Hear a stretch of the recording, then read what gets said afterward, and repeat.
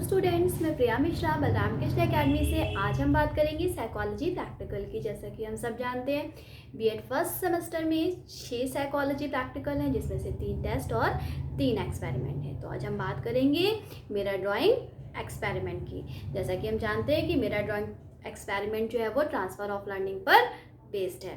तो transfer of learning by mirror drawing, जैसा कि नाम है इसके लिए हमें किस चीज़ की आवश्यकता होगी?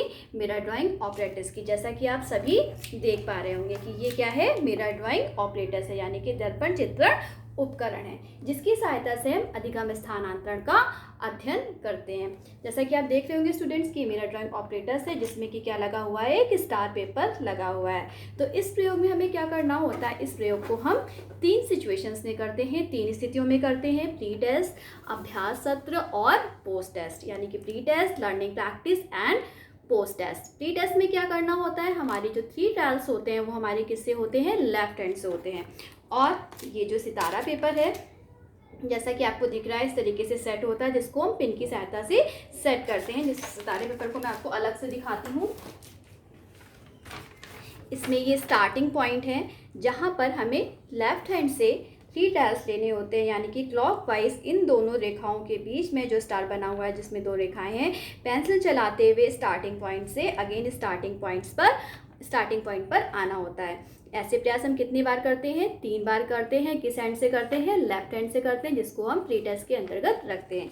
उसके बाद हम क्या करते हैं, जो राइट हैंड होता है उससे जो है वो लर्निंग प्रैक्टिस करते हैं। वो कैसी होती है? एंटी क्लॉकवाइज होती है, यानी कि इस वाले पॉइंट से इन दोनों रेखाओं के बीच में पेंसिल को चलाते हुए अगेन जो है हम वापस स्टार्टिंग पॉइंट पर आते हैं।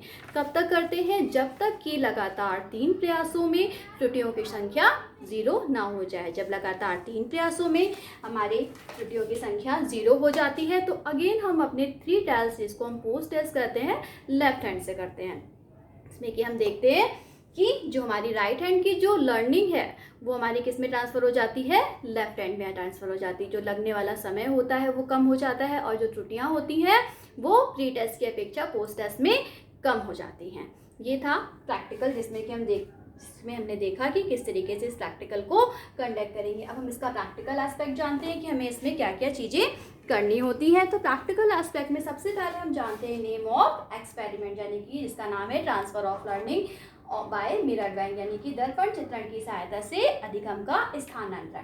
ऑब्जेक्टिव है इस एक्सपेरिमेंट का to study the bilateral transfer of learning by mirror drawing, यानी कि द्विपार्श्वीय अधिगम के स्थानांतरण का अध्ययन किसकी सहायता से? दर्पण चित्रण की सहायता से। अब बात आती है कि द्विपार्श्वीय अधिगम का स्थानांतरण क्या है। जैसे कि मैंने आपको स्टार्टिंग में बताया कि हमारी जो राइट हैंड की जो प्रैक्टिस होती है वो किस में ट्रांसफ़र होती है? लेफ्ट हैंड में ट्रांसफ़र होती है। जब हम प्री टेस्ट में स्टार्टिंग पॉइंट से अगेन स्टार्टिंग पॉइंट पर आते हैं, या फिर स्टार को बनाते हैं मिरर पर देखते हुए, तो जो एरर्स होती हैं वो भी बहुत ज़्यादा होती हैं, और जो समय लग रहा होता है वो भी बहुत अधिक लग रहा होता है। तो इसीलिए जब किसी बॉडी पार्ट की लर्निंग जो है वो ऑटोमेटिकली दूसरे बॉडी पार्ट में ट्रांसफ़र हो जाती है, तो उसे हम क्या कहते हैं? बायलैटरल ट्रांसफ़र ऑफ लर्निंग कहते हैं। इसीलिए इसका नाम है to study the bilateral transfer of learning, यानी कि द्विपार्श्विक अधिगम के स्थानांतरण का प्रयोग दर्पण चित्रण की सहायता से। नेक्स्ट, जैसा कि हर एक्सपेरिमेंट में होता है, सब्जेक्ट डिटेल, एक्सपेरिमेंटल डिटेल्स और एक्सपेरिमेंटल सेशन। सब्जेक्ट डिटेल्स में हमें पता है name, age, sex, educational qualification. Experiment details में भी हमें वही चीज़ें रखनी होती हैं, और एक्सपेरिमेंट सेशन में हम उन चीज़ों को रखते हैं, जैसे कि आपने कहाँ पर एक्सपेरिमेंट किया है, किस डेट पे किया है, किस प्लेस पे किया है, किस टाइम पे किया है। इस सारी इंफॉर्मेशन को हम एक्सपेरिमेंटल सेशन में रखते हैं। स्टूडेंट्स, मैंने इस डिटेल्स को इस वे में लिखा है, लेकिन क्योंकि मेरे पास क्या था, स्पेस कम था और ज़्यादा सारी चीज़ें मुझे कवर करनी थी, लेकिन ये भी हेडिंग्स जो हैं वो इसी फॉर्म में, इसी वे में, इसी रनिंग फॉर्म में लिखी जाएंगी। नेक्स्ट हम बात करते हैं मटेरियल रिक्वायर्ड की। तो इस प्रैक्टिकल में हमें क्या चाहिए होता है? मिरर ड्राइंग ऑपरेटर्स चाहिए होता है, स्टार पेपर चाहिए होता है, टाइम देखने के लिए हमें स्टॉप वॉच चाहिए होती है, paper, pen, pencil, graph paper, ये सारी चीज़ें चाहिए होती है। प्रिलिमिनरी सेटअप की बात करते हैं, यानी कि प्रारंभिक तैयारी। जैसे कि हम जानते हैं किसी भी प्रयोग को करने से पहले या टेस्ट को करने से पहले जो प्रयोग या परीक्षण से संबंधित जितनी भी सामग्री होती है हम उसको बहुत अच्छी तरीके से व्यवस्थित कर लेते हैं। इस प्रैक्टिकल में हमें क्या करना होता है? ये जो ऑपरेटर्स है उसमें इस पेपर को पिन की सहायता से अच्छे से एडजस्ट कर लेना होता है। सब्जेक्ट से बातचीत कर लेनी होती है, जिससे कि उसे प्रयोग के दौरान किसी प्रकार की हेजिटेशन या फिर संकुचाहट ना हो और वह बहुत आसानी से एक्सपेरिमेंट को कर सके। प्रिकॉशन किस किस चीज़ का रखना होता है कि जब भी हम यहाँ पर समय को बहुत सावधानी से नोट करेंगे, जो होने वाली त्रुटियाँ हैं उन्हें बहुत सावधानी से नोट करना होता है।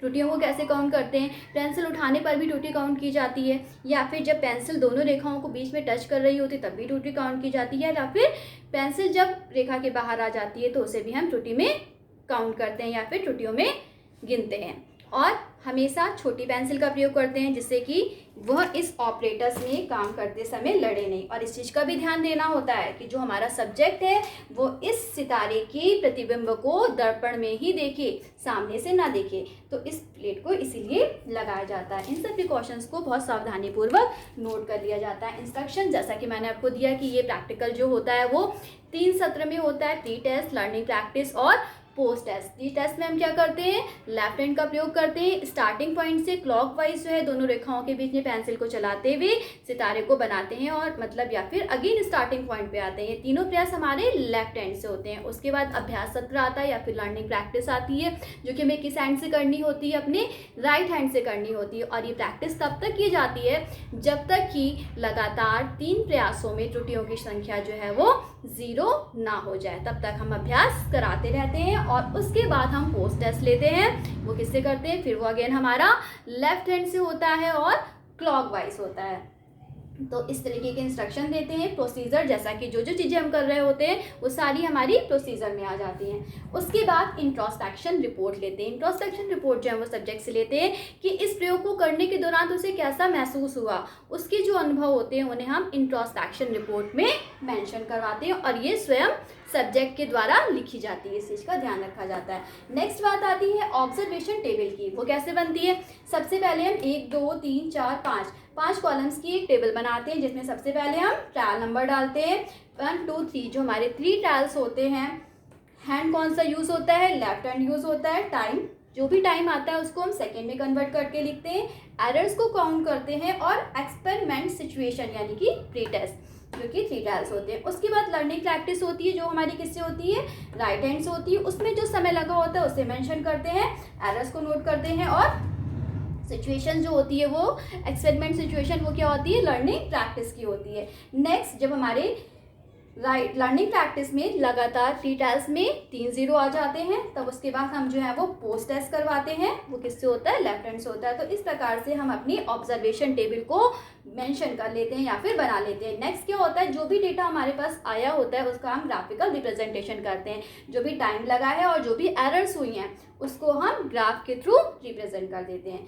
नेक्स्ट हम क्या करते हैं कि इस एक्सपेरिमेंट में हम जो भी टाइम लगा है प्री टेस्ट का, उसका मीन निकालते हैं। कैसे निकालते हैं, स्टार्टिंग के जो 3 ट्रायल्स होते हैं उनको जो है वो 3 से डिवाइड कर देते हैं। यानी कि इसका फॉर्मूला होता है सिग्मा x अपॉन n, जो कि मीन का फॉर्मूला होता है। तो यहाँ पर हम क्या करते हैं, स्टार्टिंग के 3 ट्रायल्स में जितना भी समय लगा होता है उनको जोड़ते हैं और 3 से डिवाइड करके जो है वो mean time taken in pre test को निकालते हैं। नेक्स्ट हम क्या करते हैं, इसी तरीके से mean time taken in post test निकालते हैं। यानी कि जो लास्ट के जो 3 ट्रायल्स होते हैं उनको प्लस करके 3 से डिवाइड करके हम मीन निकाल लेते हैं पोस्ट टेस्ट का। फिर इन दोनों टाइम के बीच में यानी कि प्री टेस्ट और पोस्ट टेस्ट का जो डिफरेंस है मीन का, उसको ज्ञात करते हैं। यानी कि जो प्री टेस्ट में जो मीन आया है उसे और जो पोस्ट टेस्ट में मीन आया है उसे माइनस करके हम इन दोनों टाइम का जो डिफरेंस है वो निकाल लेते हैं। सेम चीज़ हम एरर्स को निकालने में करते हैं। Mean time taken, mean error in pre test और पोस्ट टेस्ट। जो प्री टेस्ट में 3 एरर्स हुई हैं 3 ट्रायल्स में लगातार, उन्हें 3 से डिवाइड करके हम प्री टेस्ट में जो एरर्स का मीन है उन्हें निकाल लेते हैं, और इसी तरीके से पोस्ट टेस्ट का निकाल लेते हैं, और उन दोनों के बीच का जो डिफरेंस है उसे ज्ञात कर लेते हैं। नेक्स्ट हम जानते हैं coefficient of transfer of learning, यानी कि जो हमारी राइट हैंड की जो प्रैक्टिस है वो कितनी लेफ्ट हैंड पे ट्रांसफर हुई है, कितने % हुई है, उसको ज्ञात करने के लिए हम कोफिशिएंट निकालते हैं। उसका फॉर्मूला होता है a minus E upon A into 100। यानी कि a क्या है, जिसमें जो mean time taken in pre test, और जो e है वो है post test mean time taken in post test. उसको वैल्यू को रख कर 100 से मल्टीप्लाई करके हम ट्रांसफर कोफिशिएंट निकाल लेते हैं। नेक्स्ट हम क्या करते हैं, रिजल्ट को रिप्रेजेंट करते हैं। कैसे, मीन एक्सपेरिमेंट सिचुएशन यानी कि pre test and post test और दोनों का डिफरेंस टाइम प्री टेस्ट में जितना था पोस्ट टेस्ट में जितना था और जो उसका डिफरेंस आया था वो, और जो एरर हुई थी प्री टेस्ट में पोस्ट टेस्ट में मीन में और उनका जो डिफरेंस आया था वो, उसको निकालकर हम इस तरीके से रिजल्ट को रिप्रेजेंट करते हैं। देन जैसा कि सब एक्सपेरिमेंट्स में होता है, इंटरप्रिटेशन ऑफ रिजल्ट, जो भी रिजल्ट आया उसकी हम व्याख्या करते हैं, कंक्लूजन बताते हैं और एजुकेशनल इम्प्लीकेशंस बताते हैं और रेफरेंसेस बताते हैं। Thank you students, I hope आपको ये प्रैक्टिकल बहुत अच्छी तरीके से समझ में आया होगा। अगर थोड़ा सा भी डाउट हो तो आप कमेंट सेक्शन में मुझे ये बता सकते हैं, तो जो भी आपकी क्वेरीज होंगी मैं उन्हें सॉल्व करूँगी। Thank you.